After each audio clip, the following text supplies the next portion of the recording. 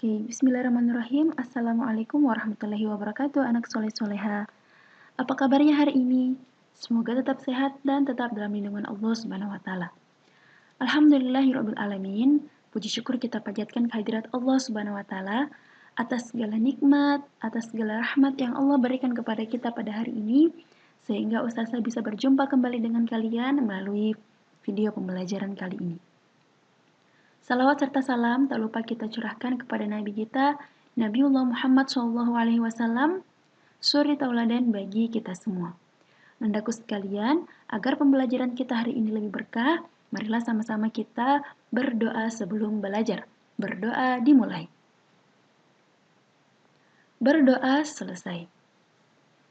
Nah, nandaku sekalian, hari ini Ustazah akan melanjutkan pembelajaran kita di buku 3D atau tema 4. Nah, hari ini kita akan belajar tentang hak dan kewajibanku, tema 4, sub tema 3, kewajiban dan hakku dalam bertetangga, pembelajaran 5, dan pembelajaran 6. Oke, tujuan pembelajaran kita pada hari ini, yang pertama, murid mampu menuliskan hak dan kewajiban tolong-menolong dalam bertetangga. Yang kedua, murid dapat menuliskan permasalahan dan penyelesaiannya. Dan yang ketiga, murid mampu membuat soal cerita perkalian dengan hasil bilangan tertentu. Nah, key konsep atau inti materi kita pada hari ini adalah tentang kalimat saran, kewajiban tolong-menolong, serta membuat soal cerita. Ambak atau apa manfaat bagi diriku? Nah, manfaat mempelajari materi ini dalam kehidupan sehari-hari adalah kita mampu mengetahui jenis masalah dalam suatu kondisi dan cara penyelesaiannya, serta saran untuk masalah tersebut.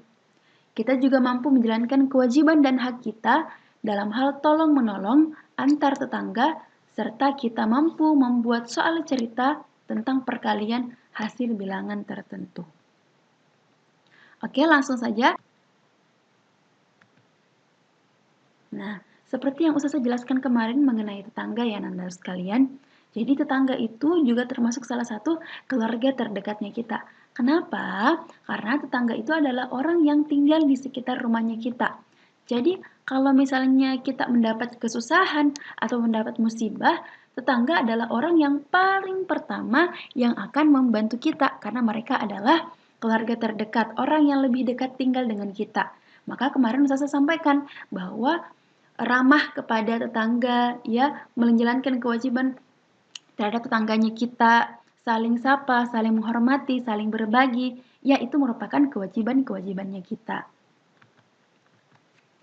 Nah, selain yang seperti kemarin Ustazah jelaskan berbagi, menghormati, saling sapa, nah kita juga memiliki kewajiban tolong-menolong dengan tetangga. Nah, dengan tolong-menolong, kita dapat mempererat persaudaraan dan kasih sayang dengan tetangganya kita.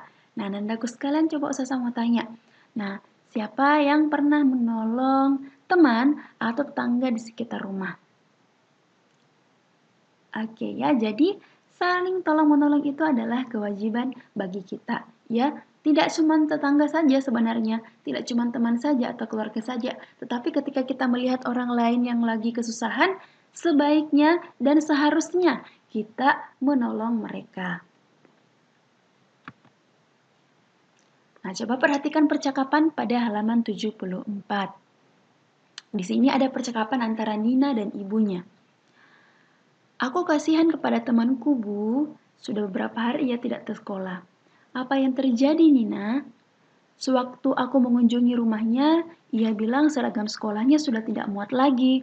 Sepatunya juga sudah rusak. Kasihan sekali ya. Ia bisa ketinggalan pelajaran. Sebaiknya kita membantunya, Nin. Bolehkah, Bu? Aku dan teman lain ingin menyisihkan uang saku kami untuk membelikan seragam dan sepatu. Tentu saja boleh, Nina, kalau sudah memutuskan langkah yang tepat. Nah, oke, dari percakapan ini, coba, apa permasalahan dari percakapan Nina dan Ibu? Kemudian, apa saran yang Ibu berikan kepada Nina? Dan kemudian, mengapa Nina ingin membantu temannya? Nah, permasalahan dari percakapan Nina dan Ibu adalah Ada teman Nina yang jarang masuk ke sekolah karena baju seragamnya sudah sempit dan sepatunya juga sudah rusak. Nah, apa saran yang ibu berikan kepada Nina? Coba lihat di percakapannya. Nah, saran ibu adalah sebaiknya Nina membantu teman Nina. Nah, mengapa Nina ingin membantu temannya? Karena Nina kasihan kepada temannya yang bisa saja ketinggalan pelajaran. Selain itu, Nina juga memang berkewajiban membantu temannya yang sedang kesusahan.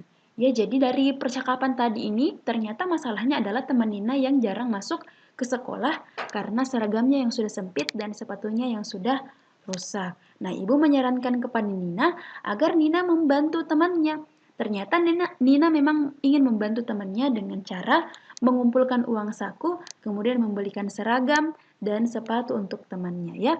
Nina melakukan itu karena memang Nina berkewajiban ya untuk membantu temannya. Sama seperti kita ketika ada teman kita misalnya tidak punya pulpen karena lupa misalnya atau karena tinta pulpennya sudah habis. Nah, kewajiban kita untuk menolong teman kita. Kata Allah juga adalah saling tolong menolonglah kalian. Nah, kata Allah juga barang siapa yang mempermudah urusan sesama muslimnya, maka Allah akan mempermudah juga urusannya. Jadi, tolong menolong itu adalah salah satu perintah Allah kepada kita ya, nandaku sekalian. Nah, selanjutnya, warga di lingkungan rumah Nina selalu saling tolong-menolong. Kali ini, warga membuat bingkisan untuk diberikan kepada anak-anak di panti asuhan. Bingkisan yang tersedia ada 800 buah. Setiap anak akan mendapatkan bingkisan sama banyak. Nah, berapa banyak anak yang dapat diberi bingkisan dan berapa banyak bingkisan yang diterima setiap anak? Nah, jadi di sini ada soal ya. Nah, di sini kata kuncinya adalah bingkisan yang tersedia ya. Ada 800 buah. Nah, setiap anak akan mendapatkan bingkisan yang sama banyak. Nah, ini sama banyak, intinya adalah sama banyak. Berarti ketika dia sama banyak, setiap orang mendapatkan jumlah yang sama, ya, dibagi rata ke anak dengan jumlah yang sama. Jadi kalau ada dikatakan sama banyak atau jumlah yang sama besar, berarti dia perkalian dan pembagian. Nah, bagaimana cara menyelesaikannya? Kemarin kita sudah bahas sedikit, ini contoh lain lagi. Nah, pertama-tama kita tentukan banyak bingkisan yang diterima setiap anak. Nah, tadi 800 ya, banyak bingkisan. Nah, ditanyakan berapa banyaknya anak dan berapa banyak bingkisan untuk setiap anak. Jadi, caranya kita tentukan dulu satu ya. Caranya untuk mendapatkan kita tentukan satu. Misalnya, jadi caranya kita bagikan jumlah bingkisan ini ya, kita bagi jumlah bingkisan 800 ini dengan angka yang lebih kecil dari 800. Misalnya Ustazah pilih angka 4. Nah, banyak bingkisan untuk setiap anak misalnya 4.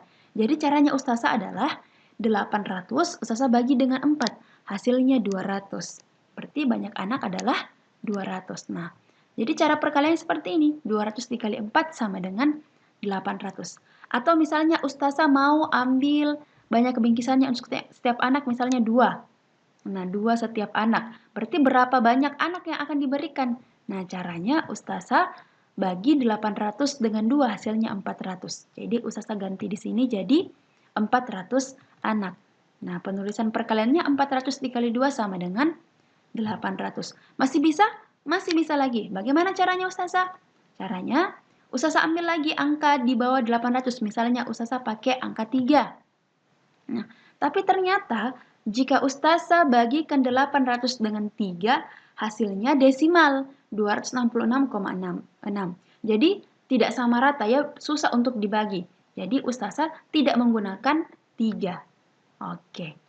Nah, sekarang bagaimana kalau misalnya kita membuat soal cerita? Nah, contoh seperti ini.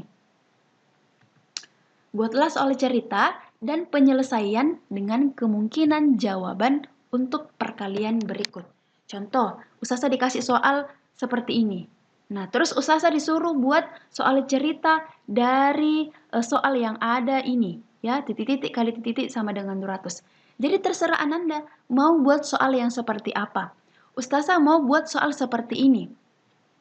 Tony memiliki 200 kelereng. Jadi ingat ya, angka disama dengan itu adalah hasil seluruhnya. Tony memiliki 200 kelereng.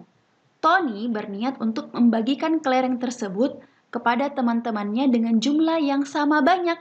Ya, jadi ingat kata kuncinya, jumlahnya sama banyak. Berarti semua nanti ketika dibagi hasilnya tetap 200.